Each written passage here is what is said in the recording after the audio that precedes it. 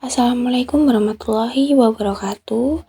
Saya Saputri Caintias. Di sini saya akan memaparkan materi analisis laporan keuangan yang bertujuan untuk memberikan gambaran kinerja kepada perusahaan sebagai bahan rekomendasi bagi investor.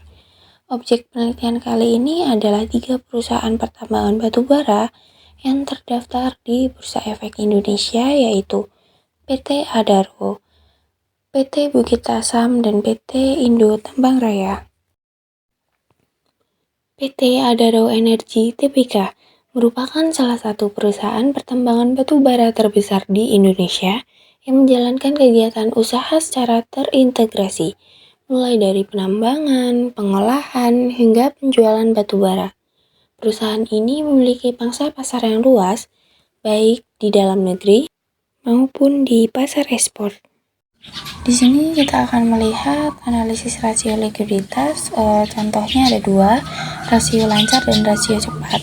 Di sini menunjukkan pada tahun 2022 cukup baik, dan pada tahun 2003 rasio likuiditas itu menunjukkan penurunan, dan pada tahun 2024 menunjukkan kenaikan yang signifikan dan menunjukkan bahwa PT ini memiliki pengelolaan aset lancar yang cukup efektif dan memberikan sinyal positif bagi investor terkait rasio likuiditas perusahaan. Selanjutnya yaitu rasio profitabilitas. Di sini PT Adaro mengalami fluktuasi namun tetap di tingkat yang kuat. Pada tahun 2022, perusahaan menunjukkan tingkat profitabilitas yang tinggi tercermin dari ROA, ROE, dan NPM yang optimal. Lalu pada tahun 2023, seluruh rasio profitabilitas mengalami penurunan yang dipengaruhi oleh penurunan laba dari penjualan.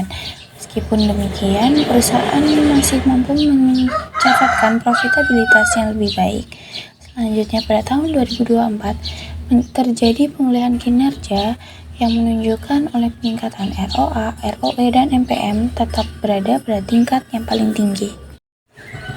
Dilanjut dengan analisis rasio solvabilitas PT Adaro Energi. Berdasarkan hasil analisis debt to equity ratio dan debt to asset ratio selama periode 2022 sampai 2024, PT Adaro Energi ini menunjukkan tren penurunan tingkat utang yang konsisten. Nilai DAR menurun dari tahun ke tahun dengan mengindikasi bahwa proporsi aset yang dibiayai oleh utang semakin kecil. Hal ini mencerminkan struktur pendanaan perusahaan yang semakin sehat.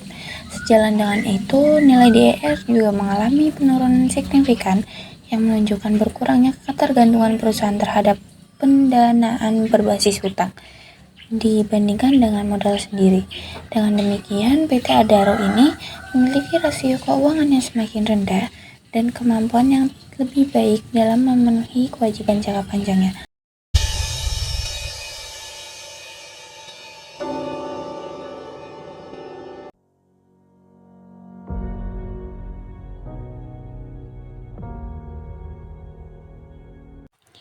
PT Bukit Asam Tbk didirikan pada tahun 1950 dan memulai kegiatan usahanya sebagai perusahaan pertambangan batubara di Tanjung Enim, Sumatera Selatan.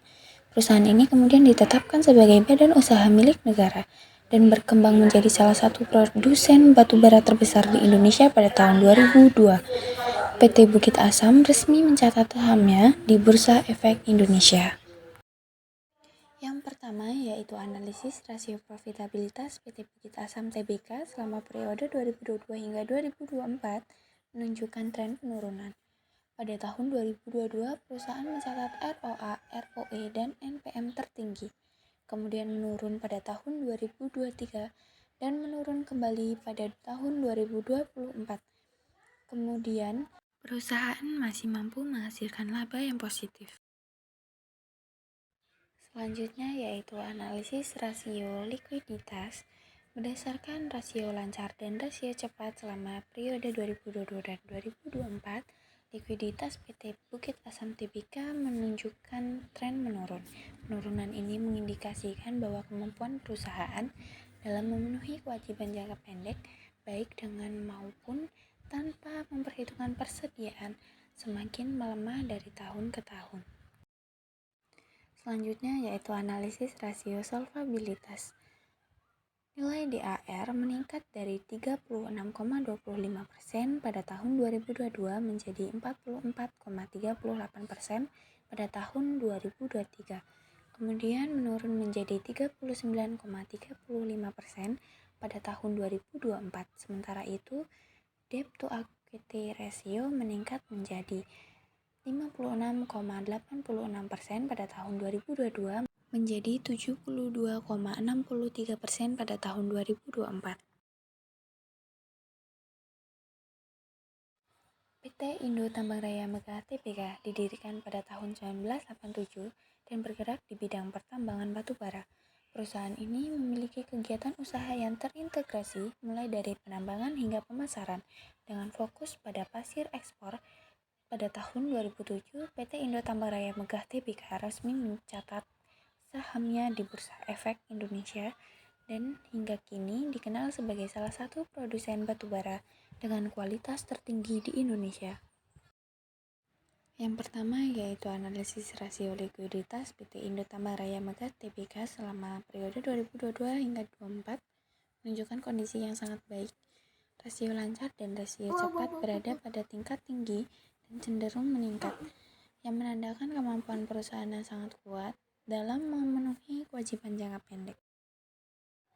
Selanjutnya yaitu analisis rasio profitabilitas PT Indo Tambang Raya Megah Tbk selama periode waktu 22-24 menunjukkan kinerja yang kuat meskipun berfluktuasi.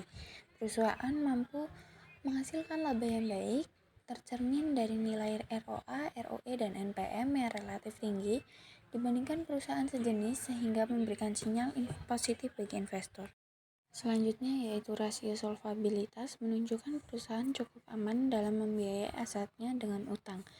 DAR perusahaan berada di kisaran 18 hingga 26% selama 3 tahun terakhir. Artinya sebagian aset dibiayai dari ekuitas. Sementara DER hanya sekitar 22 hingga 35% menunjukkan proporsi utang terhadap modal relatif rendah. Dengan kondisi ini, perusahaan memiliki struktur keuangan yang sehat dan resiko gagal bayar utang tergolong kecil.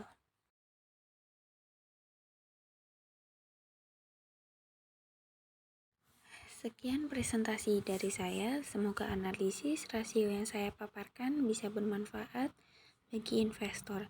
Saya akhiri, wassalamualaikum warahmatullahi wabarakatuh.